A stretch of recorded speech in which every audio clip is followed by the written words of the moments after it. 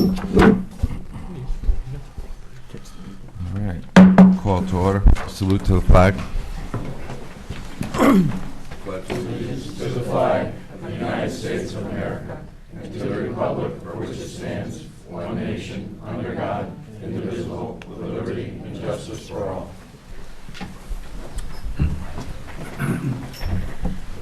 Roll call. Mayor Candelora, Here. Deputy Mayor Wentworth, Councilor Angeloni. Here. Councilor Caprio. Here. Councilor Diamond. Here. Councilor Fawnin. Here. Councilor Fucy. Here. Councilor Hodgson. Councilor Rose. Here.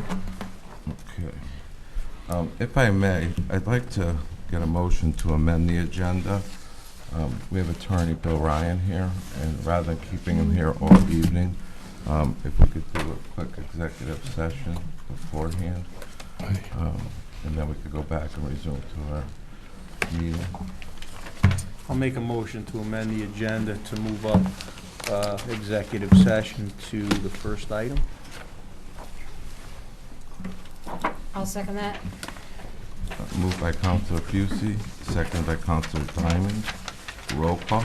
Mayor Candelora, Yes. Councilor Angeloni. Yes. Councilor Caprio. Yes. Councilor Diamond. Yes. Councilor Fawnin. Yes. Councilor Fucy. Yes. Councilor Rose. Yes. But there were some, we made a number of changes. Right, and he said that your suggestions, he made the corrections and sent it back Mhm. maybe mid-December or so. So if you could just, Should be all done. Okay. We're dealing with Michelle. Michelle, Not, what is it? Michelle, not. No. Yes, in thank you. purchasing? Yes, yeah. So I'll check on it tomorrow. Okay, thank you. Okay.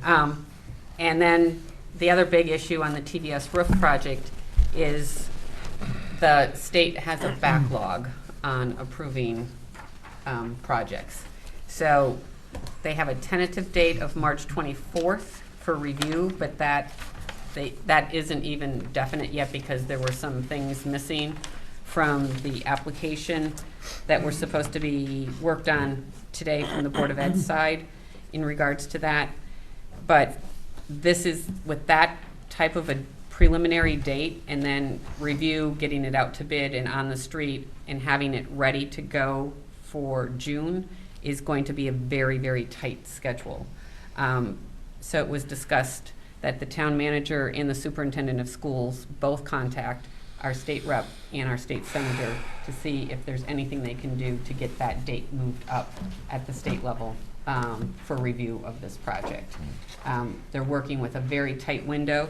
The other issue is going to become, there's probably about 50% of the roof that is good for a pitched roof, and they would not be able to have the pitched roof completely finished by the beginning of school, even if the date is moved up. It would all be framed in, there would be a temporary roof on, but because of the nature of the pitched roof, they would not be able to have it completely finished, but he said that that should not be a problem as far as getting the roof done, because the part that would have to be finished is kind of not a very disruptive part, that we could still be in session and they could finish off if that is the way that the town decides to go. So if the town manager will please contact State Rep Vincent Candelora and State Senator Ted Kennedy Jr. to try and see what they can do on this project, that would be great. And the other thing on the Stanley T. Williams Community Center project is we're just waiting for a list of priorities from the Park and Rec Commission, and also to get a preliminary design on the sign outside of the building. And that was it.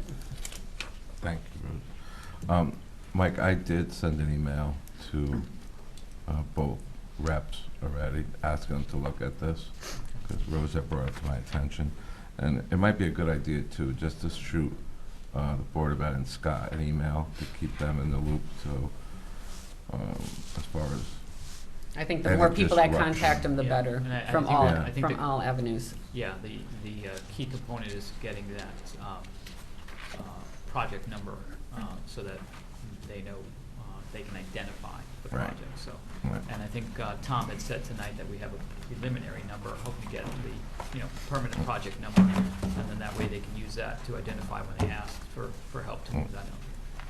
Well, also, just so they know, because I don't know what summer programs they have or, what's going on, so at least they're aware, like, once this project starts, they can know what's going on.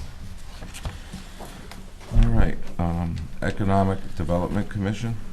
Yeah, we're gonna hold anything, or all comments to that presentation later on as 5A. Okay. Item C, Park and Rec Commission. Their next meeting is next Monday. Police Commission. As requested at the last town council meeting, I did bring the email from the North Branford Youth Football League and the parking issue to the police commission. We had quite a discussion, and I guess I would say three things. First of all, there are clearly posted signs along that fence that you're not supposed to park. And if anybody on the town council would like to see pictures, I have pictures of the fence. Second of all, there's lots of spaces for parking. It's an issue of people not wanting to walk from a field to another field. It's more convenient to park along the fence and you don't have the long walk. And thirdly, there were only 10 tickets issued that day, only 1 to Madison.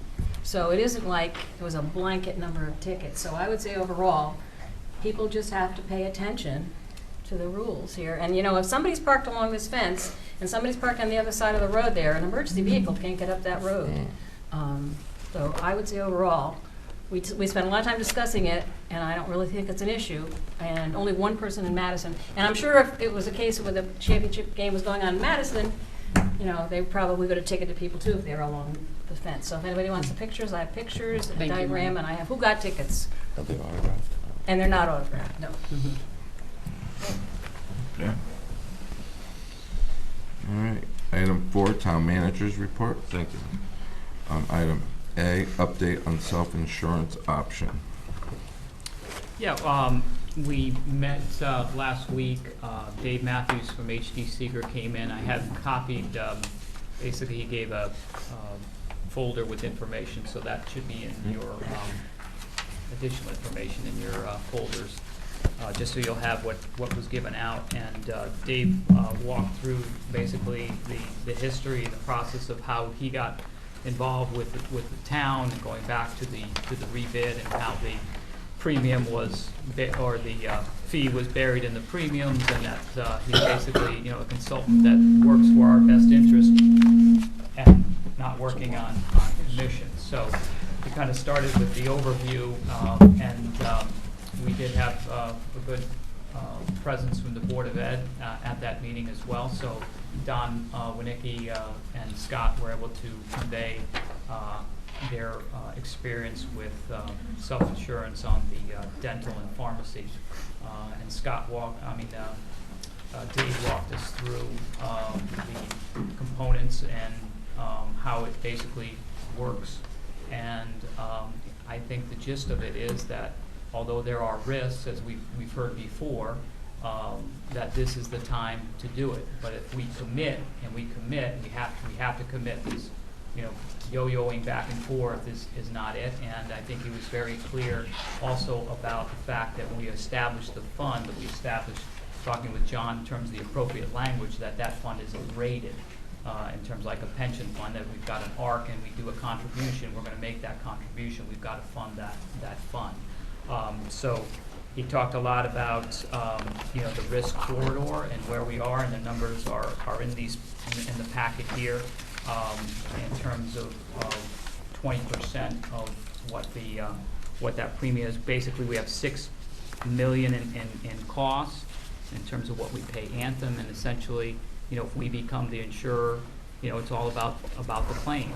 So, in a good year, we could pay $5.5 million and have a savings. And again, it's not every year looking at it as what happens over the course of 10, 15, 20 years. Right, and the deductible changes as the plan goes on. Right. Hopefully. So, right, and he went into our profile. We have 307 individuals or contracts, if you will, and where our what our profile looks like in terms of costs associated with illness and costs associated with pharmaceuticals. But it is, we are at 307, and sort of the threshold rule of thumb is, nothing below 250, basically. So we are in the category, and it makes sense. Town of North Branford can do this in terms of self-insurance, but we have to, make sure that we're committed to it. And I know there are others Anthony may want to add to that in terms of the finer points, but it is doable. And the Board of Education, I think, was in agreement. They understand that, and their basically one question was, whose call is it going to be? In terms of if the Board of Ed goes back and deliberates, and they think this is a good idea or not, it's still going to come back, I think, to the ultimate decision of the town council as to how we move forward, or if we move forward on this issue. So there's a lot of information here to digest in terms of the numbers, and the process is pretty straightforward. That I think my notes said that Dave would have the numbers for us by the end of January, by the end of this month, so that we could have him back for, I believe, the meeting on February 3rd, and begin to walk us through it. I think we're ready. I think we should put him on the agenda then. I mean, one of the things he also said was that the tax that you're paying that's built into our premium increase, for us it equates to about roughly $250,000, $250,000 that you're just paying between state and federal, which that would go away under self-insurance. But the other thing, that he reiterated is that, we have to make sure that the way it's set up and the language that we develop is so that, like Mike said, that we don't raid the fund, and also the cost sharing between the Board of Ed and the town and how it gets done. Those are all details that have to get worked out in regards to that. But the one main point he had was that if we're going to do it, this is the year to do it. And he has towns, with as few, some regional districts, less than 100 people that have done it. And then he has towns that have, pay a lot more insurance than what we do that are staying fully insured. So it does run the gamut, but more municipalities are going to self-insured. So. And he, again, emphasized that it's not a change in the plan, it's just in the funding and how we fund it, so in terms of being self-insured. So no changes with respect to the actual plan itself. Saving $250,000 in taxes right off the bat's not a bad thing. Well, and some of that is what he said is what you're saving is you have to be diligent in the beginning, is not count it all as money into your coffers, is take some of that money to start to build your reserves. Right, exactly. And your Reserves are savings. what it's all about. Right, and to put it there so that you don't take all of your savings and spend them Right. or anything as you start building up your reserves. But he really made it clear, if we're gonna, what you said, if we're gonna do Yeah. it, this is the year to do it. That was very clear.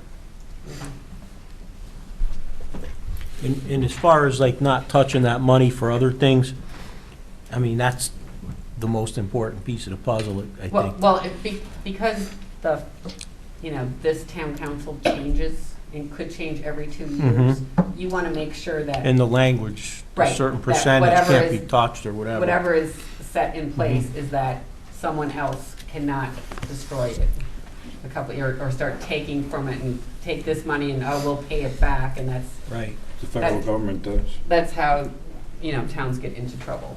So that was Federal. really imperative, one of the points that he had made to us. Sounds good to me.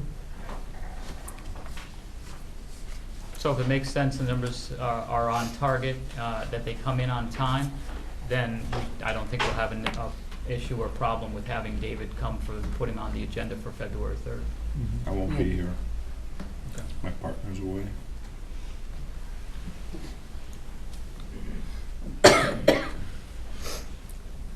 Yeah, Yeah. I think so.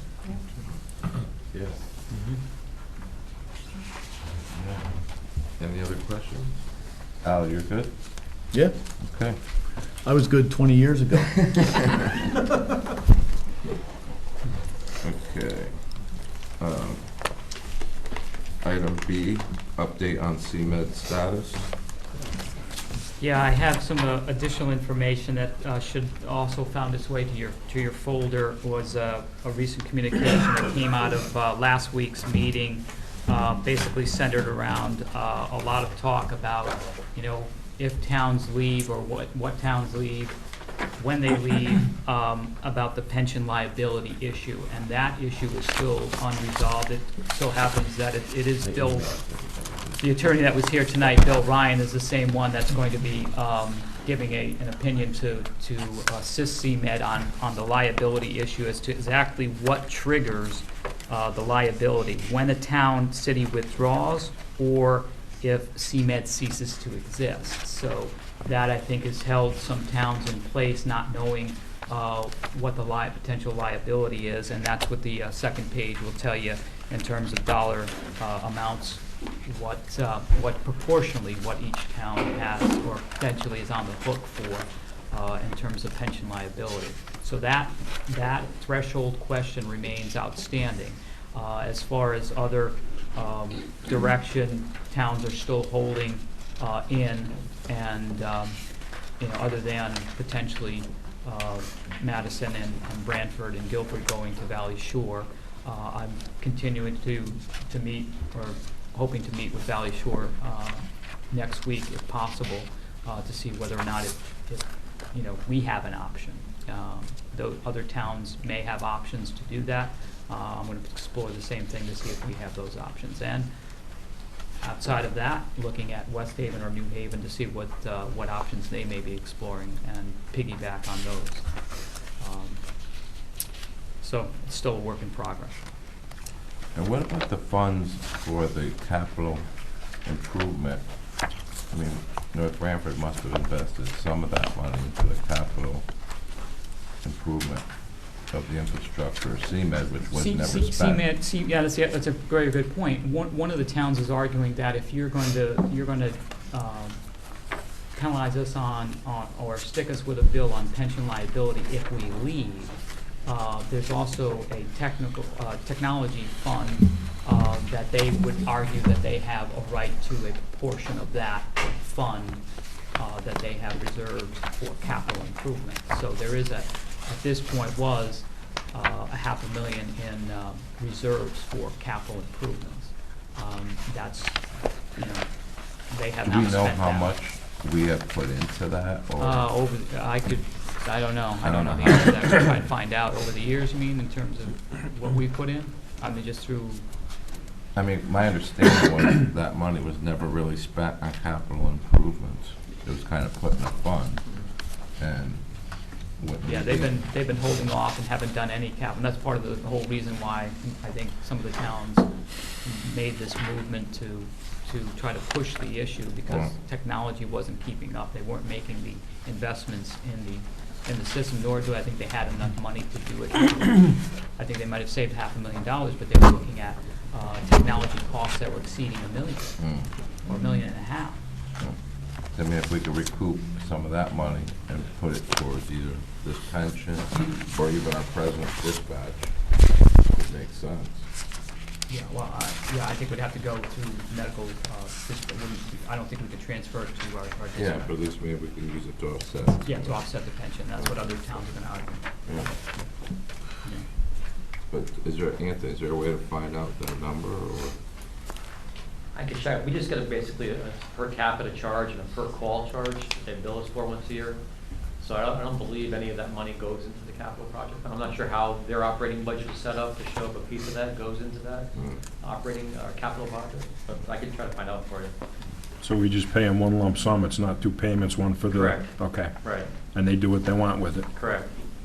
When they give us an operating budget at the beginning of the year, it's like they predicate our number based on their operating budget and divide it by the call volume. But I'll check.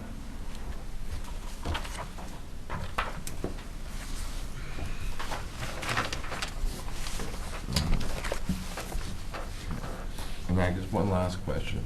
This year coming up, it's gonna be difficult to budget money for CMed because historically we've been at a certain number. I think it was around 28,000 or so, and we got, I think, 6,000 from the state. How are we gonna budget money for CMed? It's kind of a moving target. Yeah, we'll just, we will have to have a placeholder in there. If it continues, the town holds and it's still viable, and probably use last year's figure as a base and see where we are as we get closer through this budget process.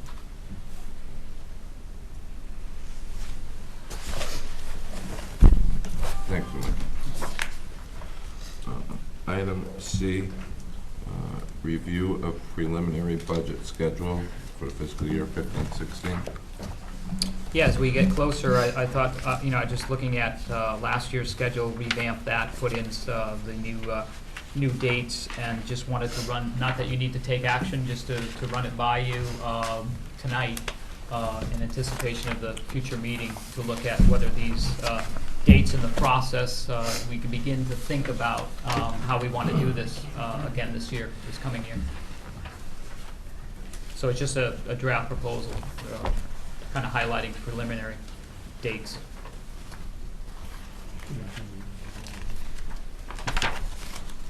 So is the last date to finalize our budget in order to meet all the regulations for the referendum in May? So the last date is April 15th?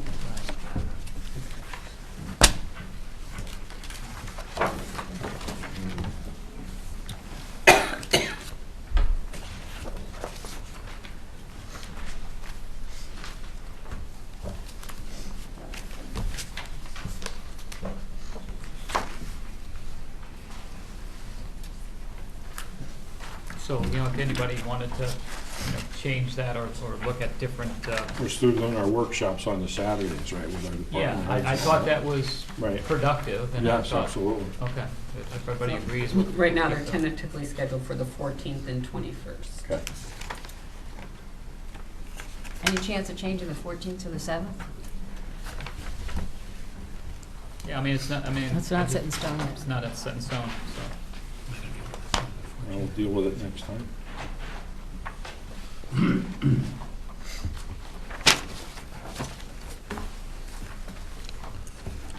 So I feel like we can. For March, right?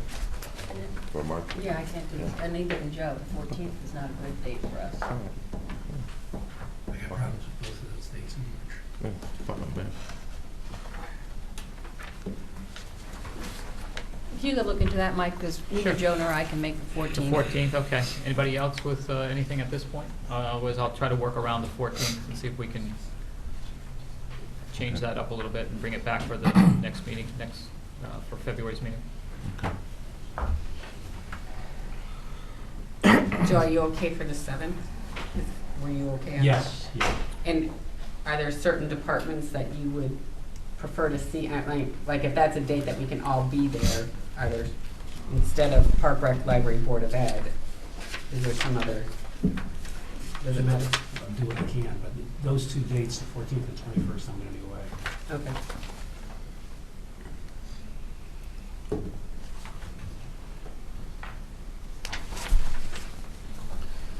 Okay, good. Yes, police, public works, police, fire, space, switch. Right, you might want to do, Have those three major ones. Where, we can do that one too? now we might flop the order. Oh, I see. So that public works, police, fire. Put those be on the 7th. Because you'll be here. Okay. That's fine. Okay.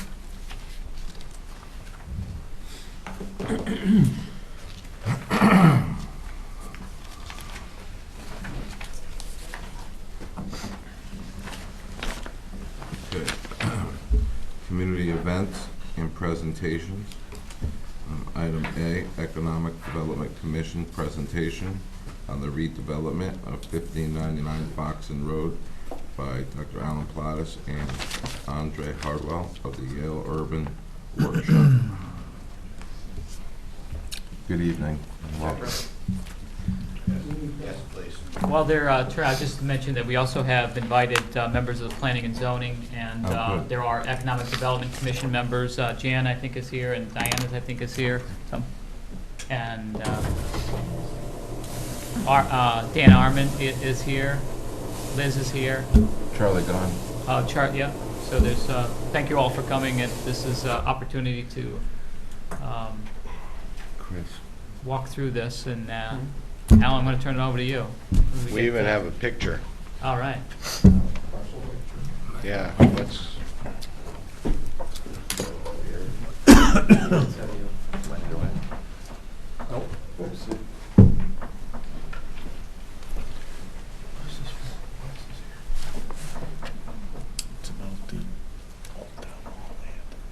Well, while we're hopefully getting the technology adjusted, thank you all, Mr. Mayor and members of the council. We're back again. We were originally scheduled to give you this update on October 21st. You all probably remember the circumstances that prevented the presentation at that time, but we're happy to be back now. We've been, as you know, working with the Economic Development Commission over the last year or so to take a look at the planning and development potential of specifically the 1599 Foxton Road site. Many of you probably know it as the old ball field site. It's sometimes referred to as the Old Town Hall site. We seem to be getting our opening screen, Andre, but not the presentation for whatever reason. Let me fill you in a little bit on our trajectory to this point. We gave you an original briefing as we got into this project on June 2nd last year. That was also a town council meeting at which a number of the EDC and P&Z members were in attendance as well. We did that in the wake of our initial public workshop that was held at the North Branford Intermediate School on January 25th of last year, so almost a year ago. And we've subsequently had an additional public workshop on November 1st. As we get into this, we'll try to give you a review of where we are and where we think we're going over the next couple of months as we finish up this work. Next slide, Andre. We were asked to take a look not only at the potential of the site, but to look at the site in the context of the Route 80 corridor, and particularly with reference to the adjacent town center around the library and the historic buildings associated with that town center. Next slide. In that context, we developed some analysis and discussion of the current state of that corridor. I mention it here, although you are all very familiar with it, to emphasize the extent to which that corridor has, over the last couple of decades, been dominated by an ever-increasing amount of traffic, the response of the Department of Transportation to that traffic, and is characterized mainly by strip-style development. In some of the public meetings, the public has raised the very reasonable question of why we should expect new development on the 1599 site to fare any better than the current development which you see up and down the corridor, why the town should be encouraging adding additional commercial space in particular when there are a significant number of vacancies in existing centers. This is a legitimate question, and our response in the form of the work that we've been doing has been to suggest that the town and a developer have the potential opportunity of, in this case, developing a much higher quality project one that really updates and upgrades the model that has been prevalent along the corridor, and in so doing to set a standard and a set of expectations for private developers who might be encouraged in that context to upgrade their underperforming properties. So what we've set ourselves the challenge of doing with the collaboration of the EDC and the town is to really come up with a more state-of-the-art mixed-use model that takes advantage of the town's opportunity in owning the 1599 property and being more or less in control of its potential future development. Next slide. In that context, we looked together with the EDC and shared with the public a number of what we thought were relevant precedents where private development has been thoughtfully used to create not only a healthy mixed-use commercial and residential environment in the center of small historic towns, but also to create a new public space, which in the case of the two examples that I'm going to show you briefly are privately owned and maintained private spaces that actually function as symbolically important public spaces for their town. This is Nassau Square in Princeton, New Jersey, which is flanked by a historic inn and by a very modest scale commercial development, which for the most part has residential units upstairs. Next slide. Many of you will be familiar with that. Palmer Square, Nassau Inn on Palmer Square, which is perceived by most people as the central public space of the town across the street from the university, but is in fact mainly a private development and was mostly built out at the same time. These buildings may look diverse, but they were almost all built contemporaneously. Next slide. The other example closer to home and more recent that we looked at, by the way, Palmer Square is about 3/4 of an acre, 31,000 square feet. This is the recent Leland development of Storrs Center, a mixed-use development that has been developed along Storrs Road across the street from the UConn campus, which includes, next slide, significant and quite dense amount of commercial and residential development surrounding a privately created new town square that is available for public use. That town square is roughly 21,000 square feet, about a half an acre. Next slide. I want to also remind the council that we were retained by the town almost a decade ago to study the same site as DOT planning for the reconstruction of the Route 80 right-of-way and the intersection was proceeding. At that time, we developed fairly detailed proposals for mixed-use development on the site. Next slide. That included many of the same ingredients that we're looking at last time. There is, however, a few significant factors to take into account that are new. One is the DOT has done their work since that study and completely reconstructed the right-of-way and the intersection in a way that actually precludes, in some respects, the details of the proposal that we presented at that time. Secondly, the EDC worked with us to retain our recommended market analyst, AMS Consulting, based in Bridgeport, who developed at the beginning of the project a preliminary market analysis that helped guide our consideration of the potential programmatic ingredients of the project, And finally, we're, of course, speaking to a very different audience than we did at the time, and look forward to working with you as this project reaches more advanced stages of development. But I wanted to remind you of that work, which certainly informed. It meant we were not starting from scratch, strictly speaking. Next slide.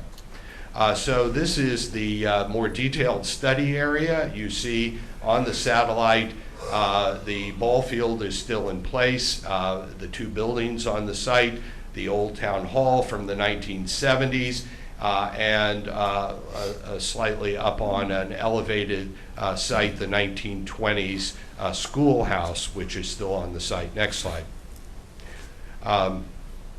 This is actually the plan that we handed out to citizens of North Branford at the first community planning workshop. We had taken the liberty of removing the old town hall, but for the time being leaving provisionally the schoolhouse. And what you see here are the outlines of an approximately 6-acre site under town ownership. The main part of the site is about 4.5 acres, and even that site has got some fairly dramatic topography, which potentially restricts the development. The rest of the site is this long panhandle of the former streetcar line, which is not very accessible from the site. There's an extremely steep drop-off at the back of the site, and then there are some wetlands, as many of you know, that impinge on that panhandle, which we think might nonetheless be used for some sort of hiking or biking trail in conjunction with the development of the site. Next slide. So we had in January of last year a very well attended, very lively community planning workshop where your fellow citizens listened to a short presentation and then gathered around tables and developed each group their own version of what might happen on the site. We've documented that work very carefully. Next slide, it will be part of our final report. Then we proceeded to study a range of alternative scenarios for the site. We started at the least common denominator just to test what it would look like. This sketch assumes that you would basically level the site by pushing the high part of the site into the low part of the site, and then build not exactly a big box, because a big box is usually thought to be 60,000 square feet and up. This particular box was at the low end of that, and the required parking, the parking that would be required under your zoning code for that. We've shown this, of course, to the EDC and to members of the public. I think it's safe to say that this is not an outcome that anybody was looking forward to, but we thought in the interest of understanding the potential of the site, we would sketch it out nonetheless. Next slide. We went then through a number of much more elaborate mixed-use proposals that included a variety of configurations of parking and building and open space on the site. We got a very, very clear message from the public that they wanted to see some sort of publicly available open space retained on the site, and so all our schemes included more or less that sort of space, where mostly pushed to the northeastern corner of the site where it levels off, adjacent to the old cemetery, and oriented towards the potential restoration of the old schoolhouse as either a commercial or shared community facility. Next slide. As I said, we went through a number of these scenarios. We studied the mix that would go into them, and the parking, the way in which the parking requirements would be balanced with those. Our report will include detailed summaries of the alternate square footage available and development mixes in these alternative sites. Ultimately, we came down along with the EDC on some version of the scheme that I'm showing you here. Just to summarize, that scheme shows roughly 30,000 square feet of new commercial development, somewhere between a dozen and 2 dozen new residential units, mainly located in this building here, and the requisite parking dedicated to the residential and dedicated to the commercial, but also the possibility of shared parking overall. Next slide. We are modeling that scheme in computer model that allows us, next slide, to fly over it and walk around it and develop it in more detail. You can see that we're working with the topography, working with the orientation to the road. As we were developing these schemes, we went with your town planner and with your town manager to a work session in September with the Department of Transportation to share with them the various scenarios, particularly with respect to traffic circulation and parking that we were considering. We got their input. We will return to them with our preferred scheme before we finalize the report to make sure that it meets their expectations and their requirements. Next slide. Flying over it further, the open space in the corner, and then based on that model, next slide, we took a little bit of a closer preliminary look, which we've shared with the public at the November work session, of the development, the three-dimensional development of that scheme. Next slide. To get an idea of the character of the space and how it might be used. The new public space here in front of the old schoolhouse, where the hill slope, the gentle hill slope leading up to the school, is part of that public space, and then a dedicated quadrangle for the commercial development, which opens to and relates to the public space, and the apartment units, the residential units, accessed from behind up on the hill, where they would have a little bit of privacy above ground floor commercial. Next slide. We've started to inhabit that space to show you the different scales of activity that could go on there. This is a potential farmer's market-like set of stalls and tents. Next slide. Even looking at the potential of that site for more significant public gatherings and events, festivals, that sort of thing.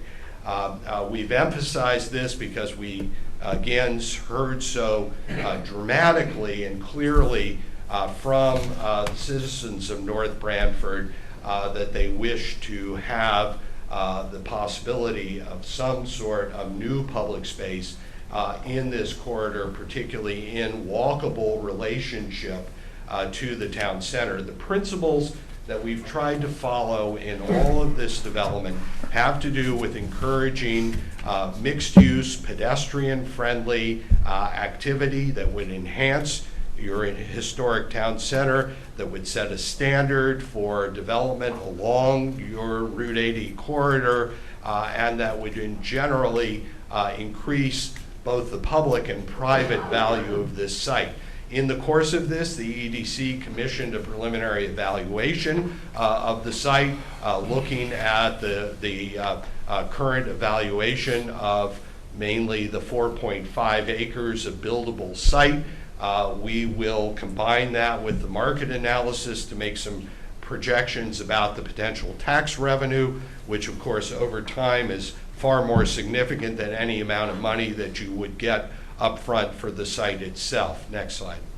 And that is where we are now.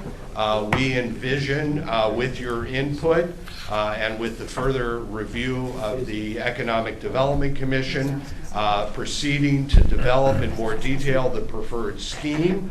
That scheme would be incorporated in a report to the EDC that would include recommendations of any significant changes to your zoning of the site that would be necessary for its appropriate development, and would form the basis potentially of an RFP, which would be then issued looking for qualified private developers of the site. Thank you. Questions? Thank you. Any questions? The extra documents in there is on the valuation is from Berkshire Hathaway's. I want to publicly thank them for their effort in putting this document together for the Economic Development Commission. And Alan said it'll be part of that RFP development package that goes with the market analysis. And I do want to emphasize that our report will document the full range of suggestions and opinions that we've heard from citizens of North Branford. I should note that there are certainly some residents who would like to see the entire site preserved as open space. We've taken the position in our work with the EDC that we would look for ways of having an appropriate amount of new private development, which would add to the tax rolls of your town, and at the same time hopefully pay for the public amenities that could be developed on the site. How many floors are the buildings? The apartment, second story, third story? The apartment building stands right on the side slope of the hill. So there's a ground floor at the lowest grade level of the site, and then which would be commercial, and then there are 2 levels of apartments above it. How many bedroom apartments are we talking? 1 bedroom. 1 bedroom or apartments? studios. Okay. That's what our market analyst told us. Right, That and about with the size of the storefronts, what would they be? the storefronts could vary. I believe the biggest footprint that we have is about 10,000 square feet. But that could, of course, be subdivided. Yes, actually, B2, or, I'm sorry, let me be precise about this.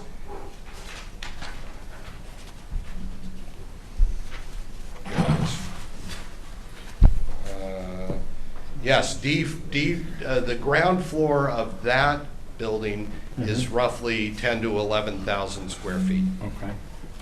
And then the rest of the buildings? D3 is about 8,000 square feet. D2 is, excuse me, I want to get it right. D2 is 6,500 square feet and D1 is 3,500 square feet. And I should hasten to add that we would expect any potential developer to redraw those building footprints to accommodate the size. Yeah. Now, the pictures you showed us of those downtown areas Yeah. all had on-street parking. It was like a little, like downtown Branford, you know, you walk down the street, there's parking on the road. We have them. Basically, Rady is a highway where we are. Yeah, stores has off-street. I know that, I parking. understand that, but what you're trying to say is you're trying to make it like a little town center, but there's really not enough room to make it a real town center. I mean, we need to have a town gathering, a bigger piece of land than that. To have that little piece in the front be a little park or whatever, that's fine and dandy. But as far as a real meeting place for our town, we need a lot bigger space than that. I mean, Well, that's all fine and dandy. that I'm may- just trying to bring out points here. Yes, we weren't suggesting that you could gather the whole town there. Right, right. Just for reference, the size of that parcel is about 27,000 square feet, or roughly 3/4 of an acre, so it's bigger than the so-called town square and stores, Right. if you've seen that. Right. Okay, let's see what else I've been thinking. It's not a bad concept, but we just need the right developer to come in and do the trick. Couldn't agree with you more. Yeah. The right of way from the trolley line, This, there's wetlands in the middle there. It is quite wet there, but we think that it could. Was there a bridge? Is that how the trolley got through there? I don't know. Okay. Any of you know? That was before me. Yeah, I mean, I'm just wondering if we're able to use that, if there was some sort of bridge, if it made sense, but. It doesn't make sense for getting cars in and out. We've pretty much ruled that out because of the grade change there. But in terms of pedestrian access along that side of the site, it could be very attractive. Thing is, you gotta put the right big store in there to draw people into it for the rest of the stores. Or the right big coffee shop. Yeah, something like that. I love coffee. The trolley was elevated when it went down through there. There was the old concrete abutments that were there for years. They're probably still there. Oh, there was a bridge there, Al? Well, it was elevated, that's how they hit the grade. Oh.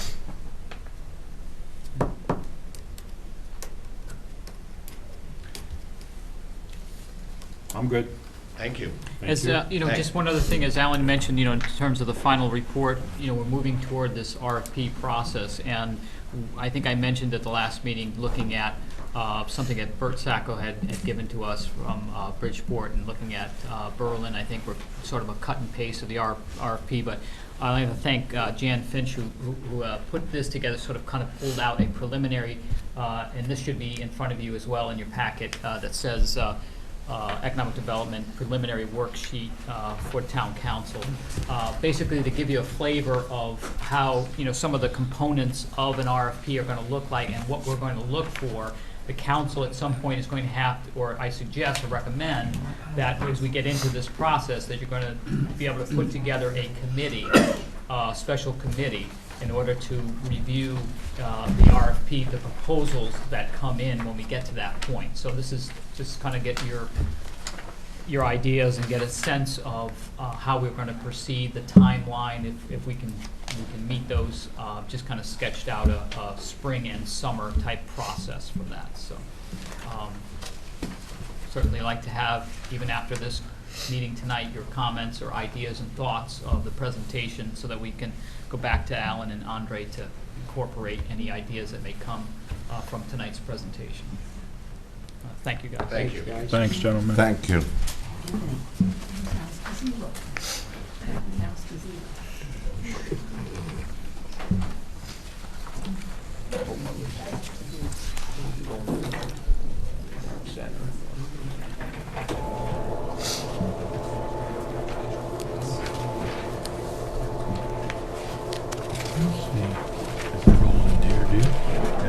No, I think he left.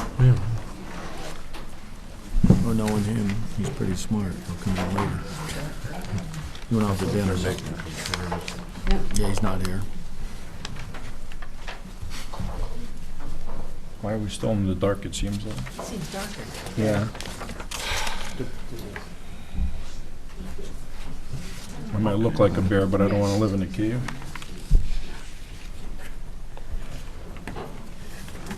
They're coming on slow.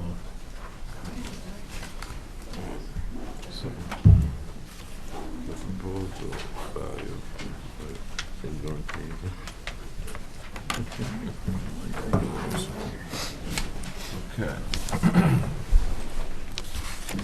Item B, Michelle Loso, Seward, Monday, June 30th, 2014, annual audit. Hello, good evening. If you remember me from last year, my name is Michelle Wilson. I'm the partner with Seward Monday. I just wanted to bring along Andrew Sweitag. He's basically the in charge of the North Branford job. Just to introduce him to you, I think some of you have talked to him, interviews on various issues during our audit process. This is our second year doing the audit. Obviously, hopefully Anthony thinks it went as much smoother as we did. Obviously passed all our transition issues and documenting your systems. Again, we performed a financial statement audit as well as a federal and state single audit, basically compliance of some of your federal and state grant programs. The federal single audit in North Branford this year mostly covered the education grants, as those were the higher dollar amounts. No compliance issues were noted on those in that audit. Also on the state single audit, you receive about $13.3 million in state grants. About 12.5 of that is for education and is exempt from the compliance requirements because it's, we do a separate EDO 1 audit on those funds. So most of your state grants, about 850,000 that's audited, mainly for the town aid road grants and the Family Resource Center. Also no compliance issues there to report. On the financial statement audit, obviously what you've seen this time is actually a draft of the financial statements. There was a delay related to, there's new expanded pension disclosures that had to be in this year. A little slight delay from the actuaries. We actually had this with a number of our jobs this year, to make sure that everything was in compliance with the new GASB statements. So we got that, I think, the last week of December, so till that got into the financials, we reviewed it, Anthony's office reviewed it. So we're actually all ready to go, if everything's approved as of tonight, to get the finals out to you. Just to let you know, those note disclosures run about 7 pages in the notes. Talks about your investment philosophies, various weighted average returns. There's also some required supplementary schedules regarding your liability going out into the future and how well that is funded. On the general fund, just some highlights. There's a total fund balance decrease of about $550,000 on a modified accrual basis. Your unassigned fund balance, mainly your rainy day fund, decreased about $371,000. But basically that puts you right on target with your fund balance policy of about 10% of your expenditures. So no negative issues there. You have a very strong cash and investment position at the end of the year. Your current grand list collections were at 98.6%. You did show a budgetary surplus of about $408,000 overall for the year, most significantly on the expenditure side, as there was a spending freeze put into place, knowing some of the issues that were coming forward. And the only other thing I want to mention, we did have the management letter last year. Again, we do have it this year. There were approximately 9 comments that we discussed at the town council meeting with both the Board of Ed also and at the town. 6 of those were completely addressed, both by the Board of Ed and town. 1 was partially addressed, which we're actually still working with the Board of Ed on, and 2 were kind of a work in process. So that's my little overview of our process. I don't know if anybody has any questions, comments. No huge red flags? Pardon? No huge red red flags. No, there are no new management letter comments, so that's a good thing. And the pensions are all funded fine and all that stuff? Right. Yeah, I you're saw that. following your basically actuarially recommended contributions. Obviously, you're not 100% funded. No. Not too many of those in the state or anywhere. Right. But basically, you're Build a house on spec. complying with what you have to contribute. It's being reviewed, what you're being invested in. So the oversight is there. Just in the beginning on your cover letter, where it says personnel observations. Yep. It says during our review of personal procedures, it was noted that personnel rules and regulations manual has not been updated since 1986. Is that something that should be addressed and brought? I would think so. I'm sure a lot of the various personnel laws and, probably should be updated. Obviously, union contracts have little additional languages in them. This, I think, covers more of the non-union. A big HR update is what we need. Mm. Okay. And Thank so you. you have the recommendation. And on the following page, it says, we noted in the prior year that there was a significant amount of funds unidentified as to its source maintained in the Board of Education Grants Fund. We noted in the current year that approximately $65,000 was transferred back to the town to cover prior capital expenditure. there continues to be approximately 43,000 unidentified funds that continue to be researched by the Board of Education personnel. What does that mean? Well, basically, it's history of, they receive various state grants, mainly for special education, some for Board of Education services for the blind, some for capital projects.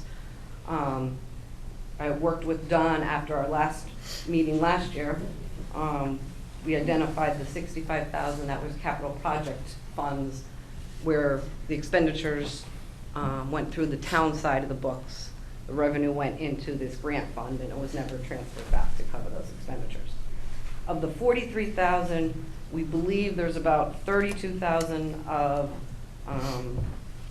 services, or a grant that was received from Board of Education and Services for the Blind. Unfortunately, it goes probably back to, I think, 2007 and 2008. So making an accurate determination of if those funds belong back in the town coffers or not is a little bit tricky, and it's probably more of a legal issue at this point.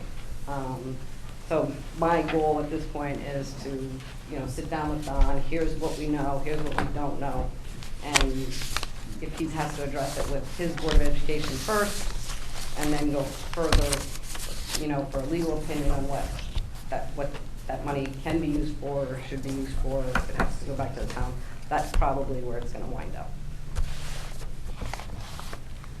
And then just lastly, we noted that a Board of Education staff member had many responsibilities in regards to the Family Resource Center bank account. These responsibilities include making deposits, processing checks, and reconciling bank statements. So, are you saying like the procedure, like there should be? Well, it's more of a segregation of duties issue. Right. Yeah. Someone's taking a transaction all the way through, as opposed to maybe getting a second person involved. Right. There is some oversight and some review of those transactions by obviously the center director and Don. So I mean, it's not a huge issue. That's why it doesn't become like a significant deficiency type of issue. But it's something, probably with the amount of staff that's over there, something could slightly be rearranged to alleviate that. Yeah, why is a that issue. BOE member doing it instead of somebody from, say, Don or whoever? He handles all the money, right? Well, yeah, plus his staff does a lot of the recording. Right.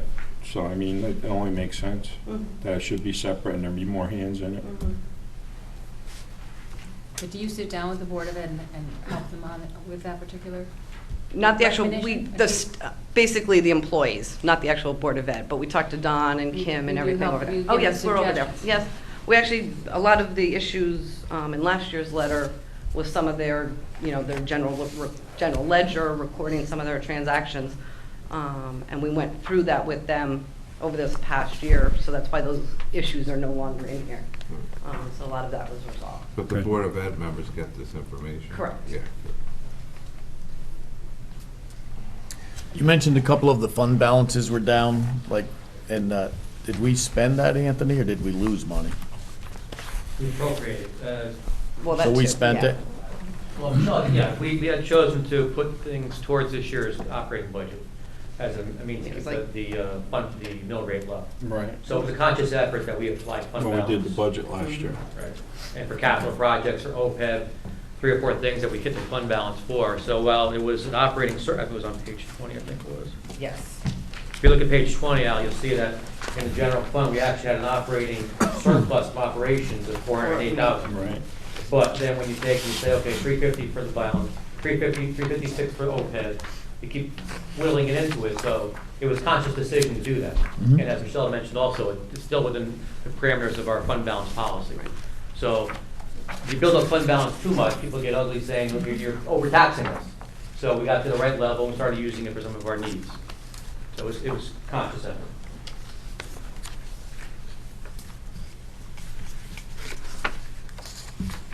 It was a good report. I read it. Thank you. Thank you. I I was very happy with this over the old people. It's a tough read. Yeah, It's it a tough is, read. but I did it. Well, thank you. I You're welcome. appreciate it. Yeah, we didn't get anything like this before. I'm good. Okay, I great. appreciate it. If you Yeah. do have any Thank questions you. afterwards, please either go through Anthony, Mike, or call me directly. Thank you. Thank you very much. Thank you. Yeah.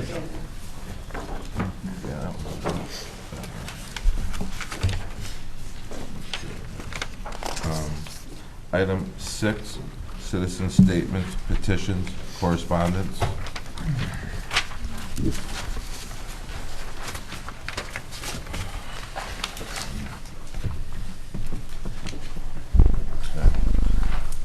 I would just like to take a moment and thank everyone from, my wife and myself for your support and what you guys did. I really Sorry, appreciate it. pal.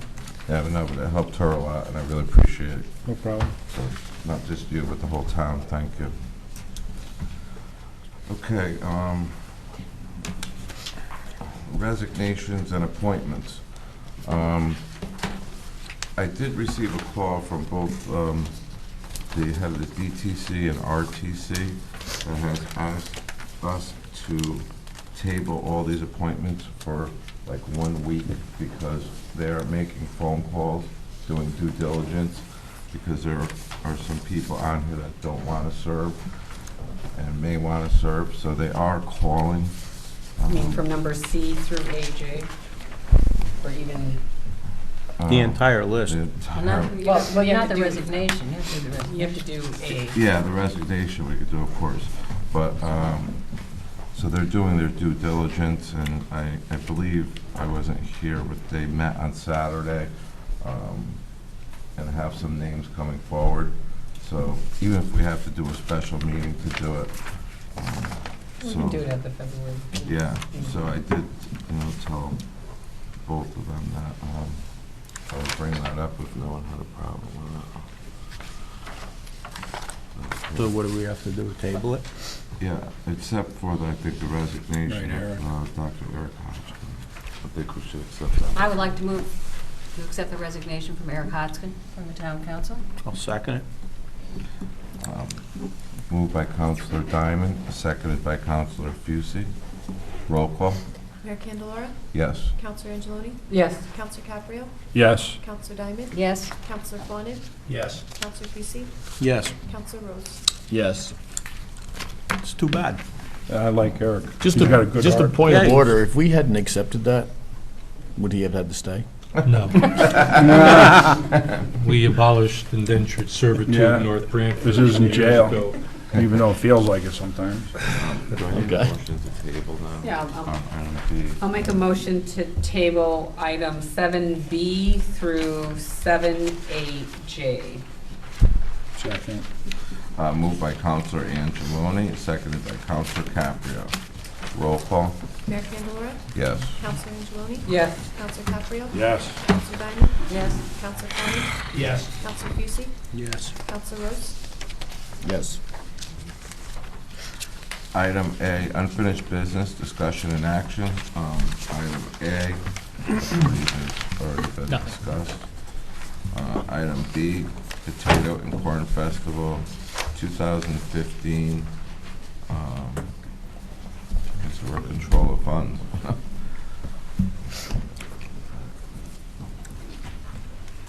Yeah, that was a question asked at the last meeting. Anthony had put together a response memo that's in the packet.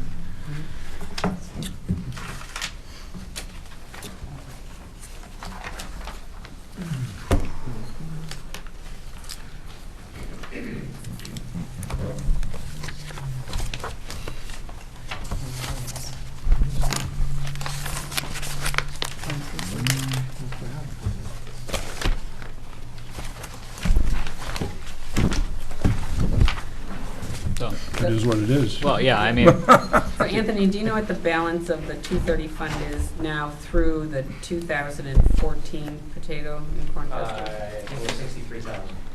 Okay.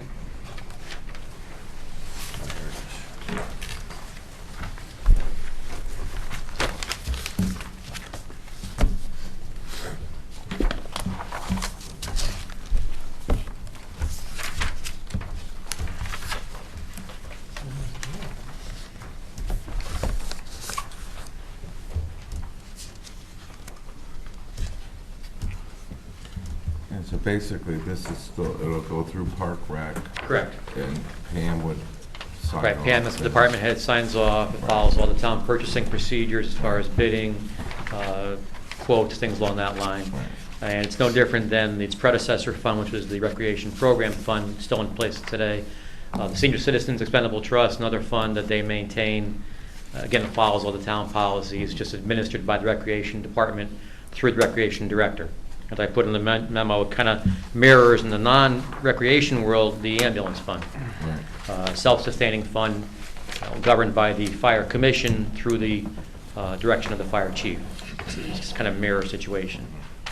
Councilor Fawnin had mentioned last meeting a very valid point as it relates to the hiring, Right. those kind of things. If there's a hiring freeze to hire folks, we'd have to come before you guys. But as far as the operation aspect of the fund, Recreation controls it, I would say. Well, the next issue beyond hiring would be the replacement of that Cooker. Potato cooker. cooker or whatever it was. Which is a We capital. considered last year. Right. Who would that come under? Would it come under the Recreation Department, assuming that this fund was in fact turned over to them? I would say yes, assuming that they have to follow the town's policies. Out to bid, get your X amount of price quotes. If it's greater than 7,500, it has to go out to bid. It can't just be verbal quotes. As I mentioned in the last paragraph on there, ultimately, the buck stops at you guys. You're the fiduciary responsibility for the entire town, all the funds.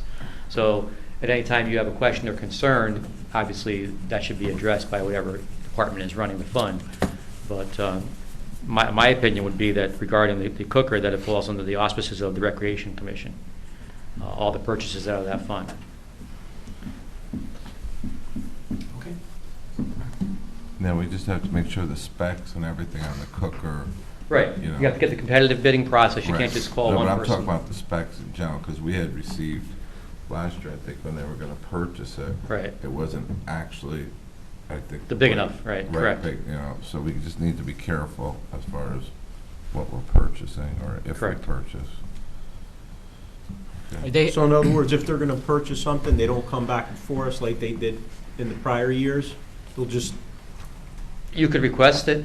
I mean, again, I'm just asking. well, no, that's a valid point, though, Doc. Yeah. If you look at the mirror image again with the ambulance, Hmm. they can't go out and buy an ambulance without getting it blessed with the CIP.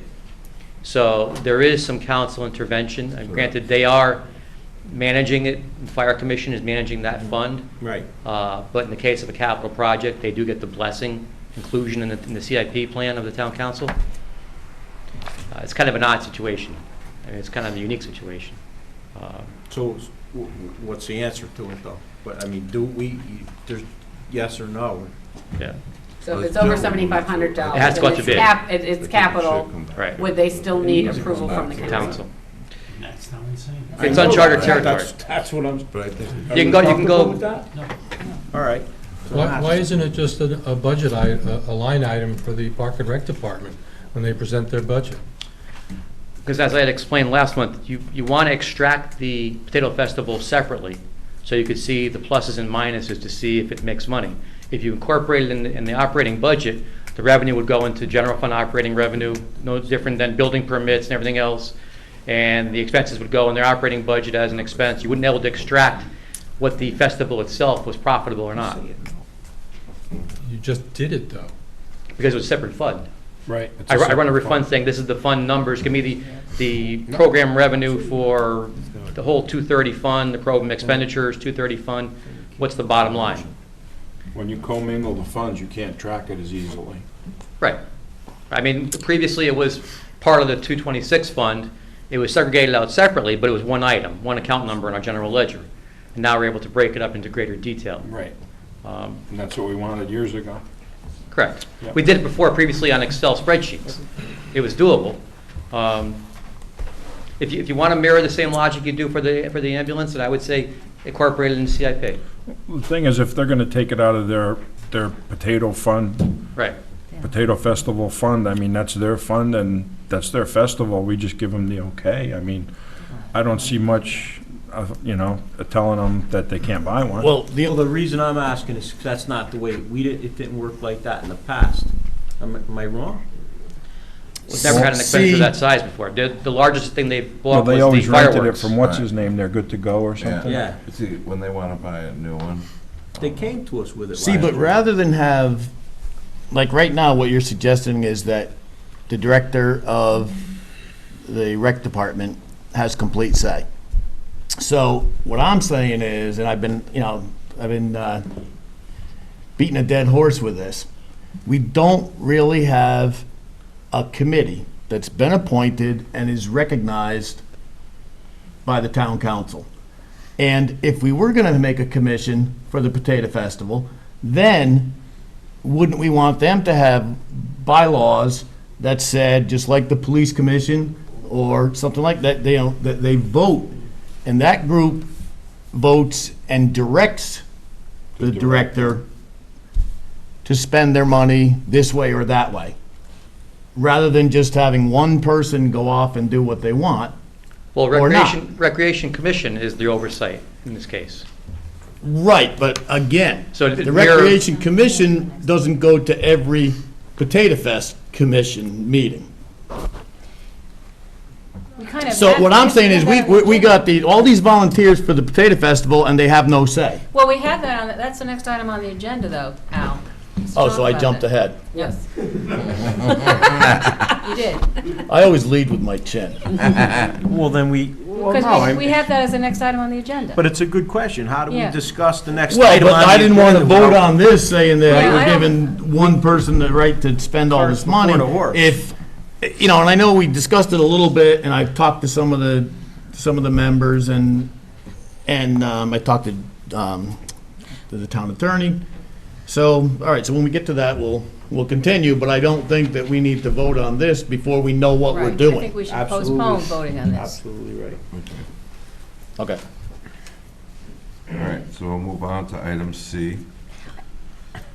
Discussion of formation of board first commission for the Potato and Corn Festival. And I guess my first question to John would be, what is the difference, or how do you go about forming a board versus a commission, and what would this most likely fall under? Well, I don't think the issue is going to be resolved by whether it's a board or commission, because we almost use those interchangeably in the charter. We do have one exception in our code, and that is we created the Agricultural Commission not as a charter amendment, but as an ordinance, which, as far as I can tell, is the only time that's happened. And there is a distinction, I think, between the Agricultural Commission and other boards and commissions. It's not really an administrative agency. It's really an information conduit and an educational conduit so that it can advise boards and commissions about farming, agricultural issues. And it even acts as a sort of non-binding ombudsman if there's a dispute among farmers or residents and a farmer. What I'm suggesting is that their jurisdiction is very specific, as opposed to every other board or commission that's created under the charter, where potentially it involves everybody in the town under their jurisdiction, whether it be planning and zoning, or police commission, or fire commission, or any other board or commission. We have something, we also have, like the Tucket Historical Society, which is a self-funded, fairly independent body, not a board, not noted, not even in our code, not even mentioned in our code at all. So, you know, this is not going to be, these other boards and commissions that exist in our charter are administrative agencies. People go before them, there are appeals to court if they're not satisfied with the result. There are certain rules that apply. None of this is mentioned in the Agricultural Commission ordinance. It's really, you know, if I would say that it really could have been, but was not, some sort of a species of the Economic Development Commission, because it's a very important function of our town, historically and presently, agriculture. But the sense of everyone was to give it an independent name. I think we looked at, other surrounding communities like Madison and Guilford, and they had their own agricultural commission. And I can remember the day when I was, where the ordinances from those towns were bestowed upon me as examples of how we might do it here. And so I think that's how that came to be. I see the potato, what is it, the Potato and Corn Fest entity as something having even lesser jurisdiction than, say, the Agricultural Commission. It certainly involves more money. I'm not sure how much money actually is involved with the Agricultural Commission, if any. But the Potato and Corn Fest does have money involved, and that suggests a sort of a higher level of a board or commission. Could it be a subcommittee of the Park and Rec? Could it be a subcommittee of the Town Council solely because it has a cooker involved? Could there be a Town Council liaison person to that to help formalize the relationship of those people who are volunteering and those people who are so-called calling the shots? This is kind of a unique situation. I think you could logically put it under more than one board or commission, but I think that based on the conversations that we've had at council meetings, because of the money involved, this is something where the financial authority, which is yourselves, have to have some sort of an input, either in deciding what other board or commission is going to be overseeing this, or whether you're going to be overseeing it. Because there was some dissatisfaction discussed, mentioned by some people who are volunteering. We had problems with the cooker. So those are two integral problems that go to the life of that project. Right? So I don't. So the board, whether it's a board or commission, we don't make a big deal in terms of distinguishing that. We have the,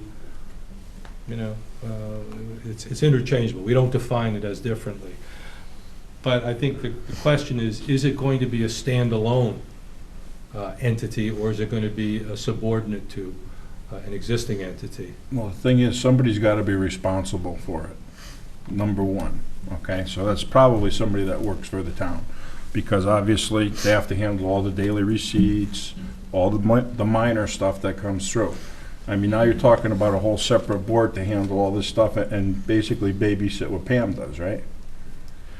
I wasn't going to use that terminology, but I think Pam was the one who did what you just said, and Right. it didn't work out. Right, and there were complaints from people on the committees that they weren't listened to, and Pam did whatever she wanted or whatever. Whether that's true or not, I really don't know. But it seems like there's something going on in there where it's not meshing, and some of the volunteers are turning sour. So something does need to be done one way or the other. I just don't really know what it is or what we can do. I think it's more than some. I think it's all of the volunteers as a Well, group. I think don't there's a wanna- lot of dissatisfaction, and I think we have to consider, is it possible to make them a separate entity? I personally think that. Thing is, do we want to make it more of a mess too by having 20 people in on it? I mean, it's a hard thing to decide whether you have the department head run it or whether you have a committee that runs the department head who runs it. I mean, we're supposed to have that already with the rec committee, so I really don't know what we're trying to. Well, it isn't functioning right now. Right, it's not functioning the way everybody wants it to, so we do need to do something. The question is what? You know what? There is a member present from the Park and Rec Commission. If you don't mind, Steve, do you want to come up for a second? Maybe you could shed some light. Yeah, hi, Steve Turner, Clintonville. I do serve on the Park Rec Commission, and the issue that I've been bringing up at our commission is who specifically is in charge of the Potato Festival. If you read our town charter says that the Park and Rec Commission is in charge of any park and recreational activity, land, property, etc. So therefore, if the Potato Festival would be a park and rec event, then we should, in theory, I would think, have some type of input or say on the Potato Festival. The problem is the volunteers are asking for cookers and other ideas, and we don't have an answer because we don't know if we're even allowed to make that decision. That's where I think the problem arises. As far as having someone specifically hired to handle just the festival, we just reappointed her 2 weeks ago, and she's here tonight. So those problems kind of have been alleviated. So I don't know where you guys want to go. It's just when they come to us as a commission with questions, problems, concerns, we can't answer because we don't know where our commission stands. What your role is what you're saying. Correct. Well, you know what it is too, you have supervisors, I believe, if I remember from the last meeting, that are made up of the Potato and Corn Festival Committee, I'll call it. And then you have the Park Rec Commission that ultimately, I think, has the final say because of the Park and Rec Commission. Right, so they So have we the have final two. say. We have two committees. We got to clarify who's the higher power, basically. Exactly. Yes. And we do have a liaison from the council to the, and I also, on behalf of the commission, am the liaison from the subcommittee, the Potato Festival Committee, to the Park Rec Commission. So we do have the proper channels and chain of command.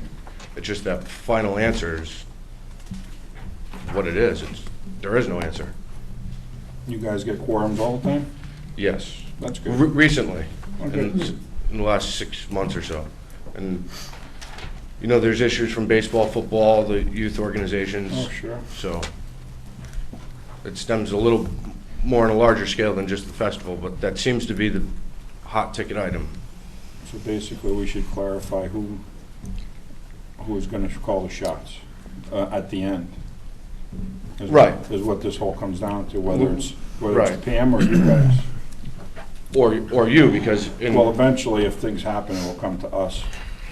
theoretically, if you follow a chain of command, yes. Right. But it would be nice if everybody could handle everything and take care of their own business and, Or alleviate some of the pressure off for you guys. well, not even the pressure off of us, but, you know, it should be able to be handled by the rec department commission, I would think. That's what you guys are for?